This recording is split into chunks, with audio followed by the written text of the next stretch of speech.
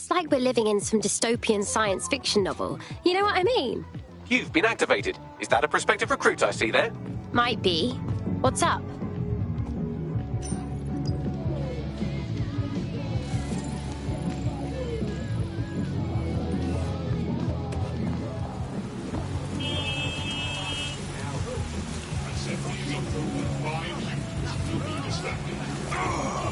Albion is here for your safety.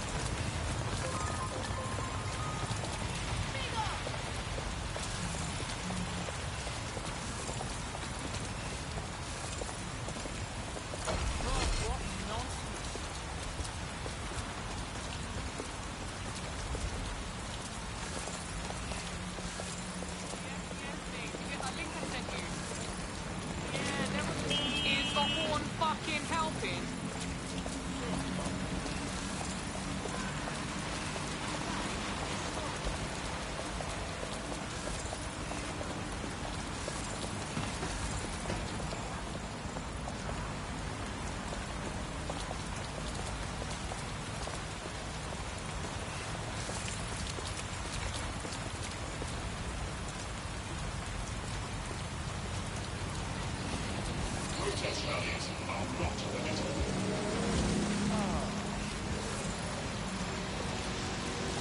Reminder, it is illegal to participate in gatherings of more than 5 people.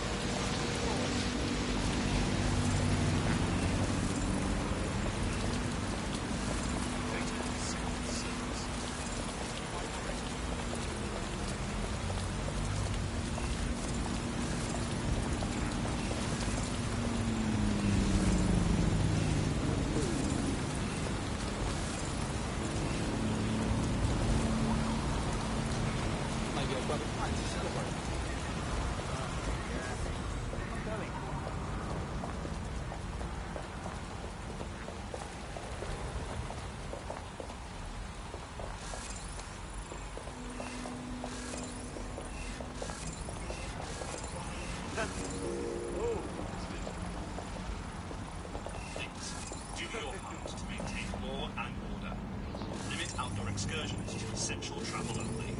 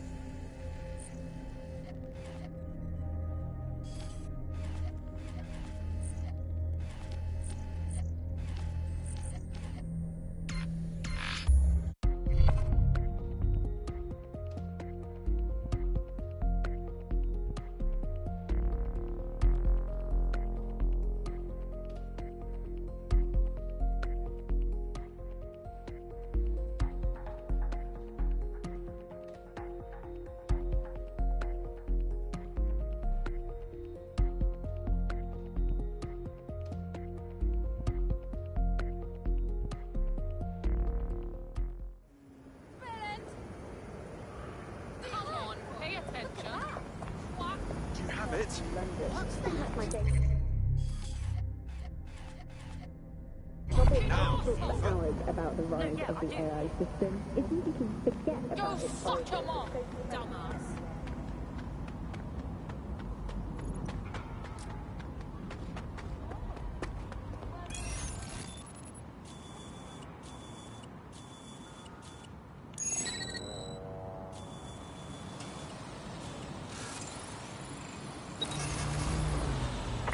Turn over everything here until you find them.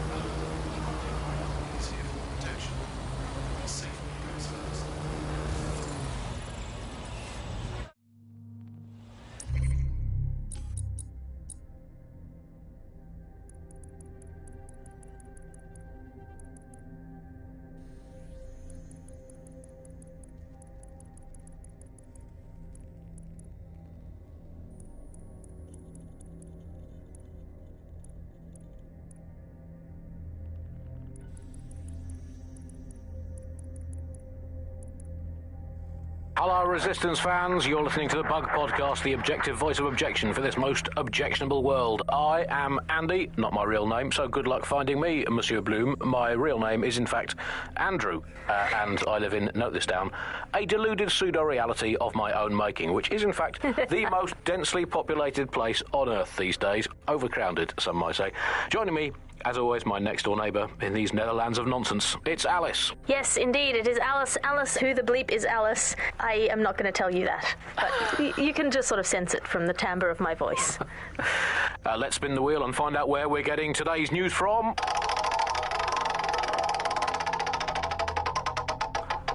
Here. It's coming from here. I must get a new wheel with at least one other place on it. And the headline today, Alice, our borders are safe.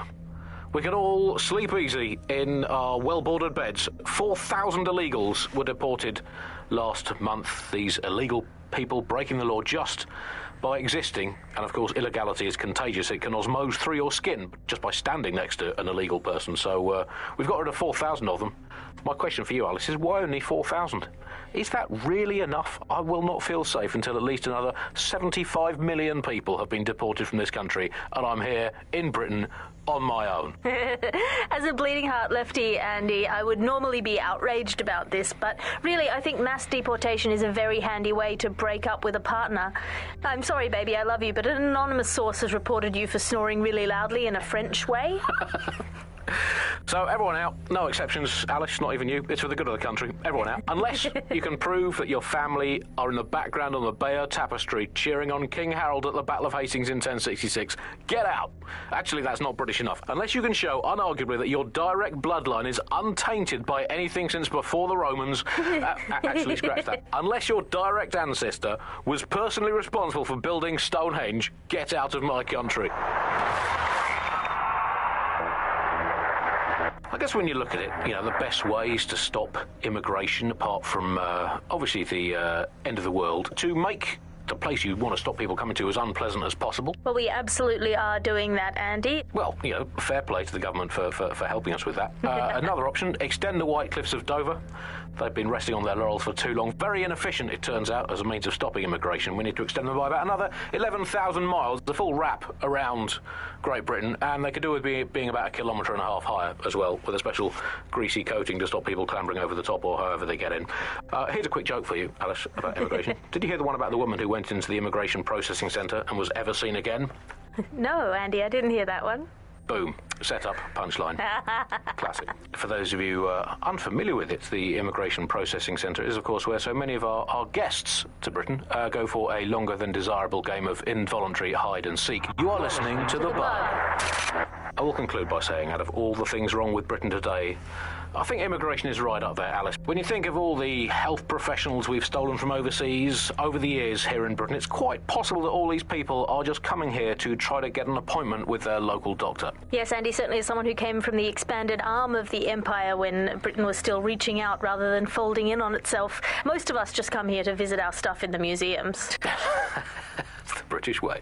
Speaking of international movement, Britain has recalled all European ambassadors after a spy scandal. I think this is probably a good thing, because British foreign politicians are always putting their foot in their mouths. How much worse can they do if they're not there? I mean, by definition, the fact that there's a spy scandal means that they were terrible spies. The point of spies is that there's never a spy scandal. Yeah, but let's give credit to all the spies that haven't been in scandals and therefore might as well not exist. Well, they've arrested those German spies in that SIRS crackdown on the illegals in Hackney, and I think that's a sad thing. I think I used to think of Germans as quite scary, but that was because I'd been watching World War II movies where the Germans all have English accents. They speak in that very, precise way. It's very, we have ways of making you talk, and now Germans all have that American accent where it's all like, oh, welcome to the party, we're having a really nice time. They're much friendlier Germans. Let them stay. Well, that's all today, Bugsters. Remember, it's not as bad as it seems. Honestly. I hope. Until next time, bye-bye.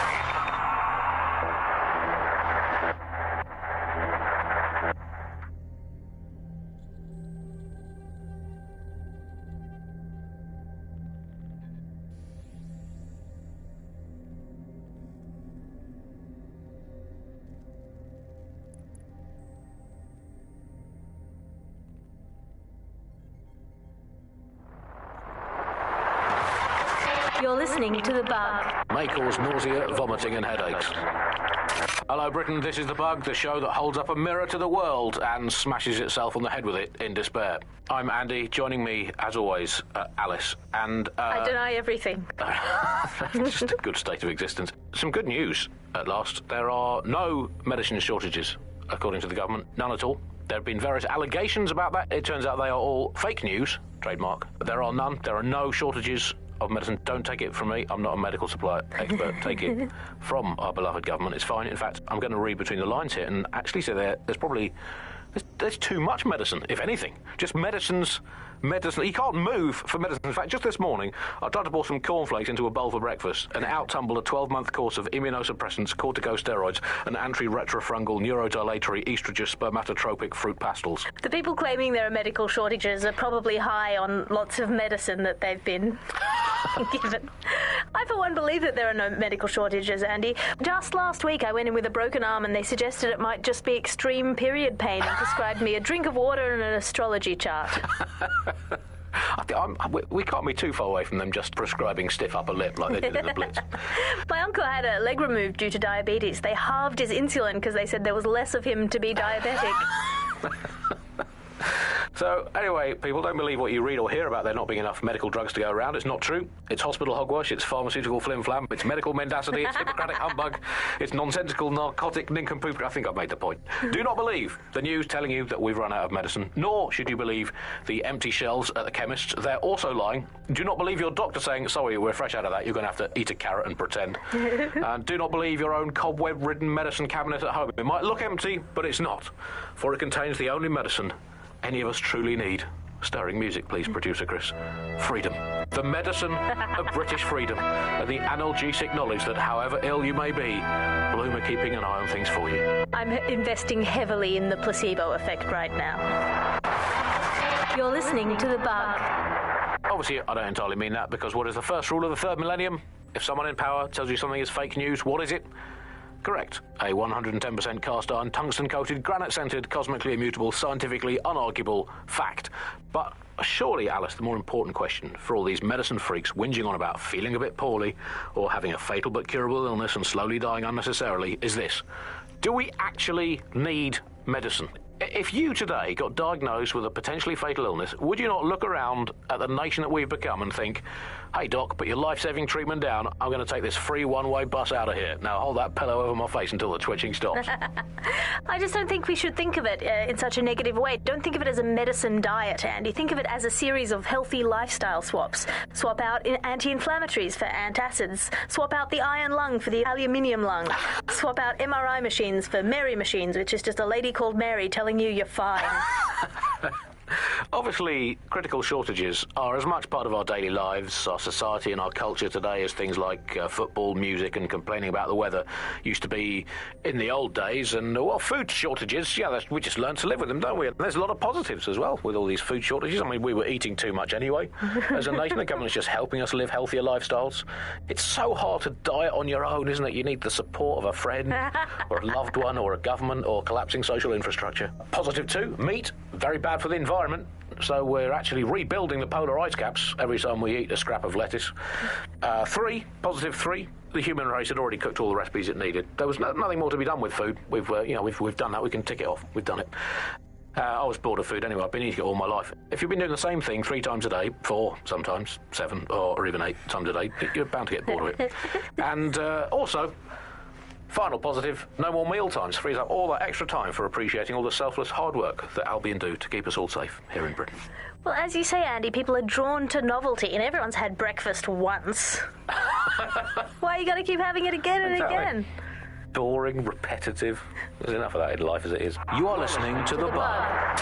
Well, another story that has come to the fore recently is that all European imports have been banned for public health reasons.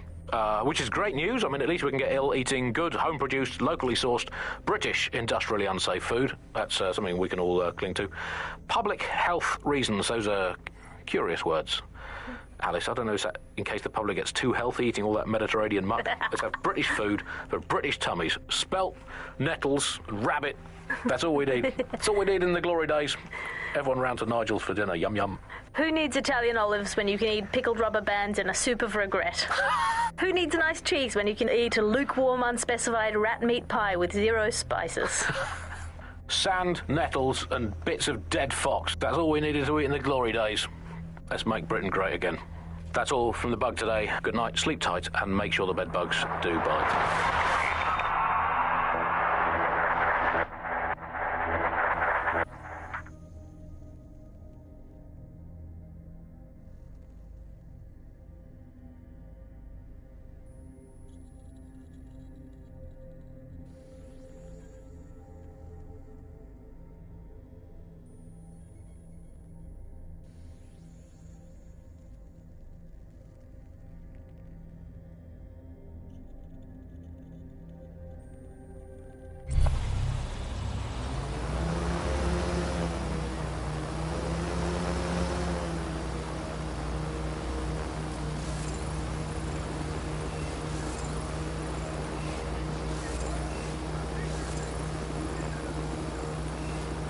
Hello, mate.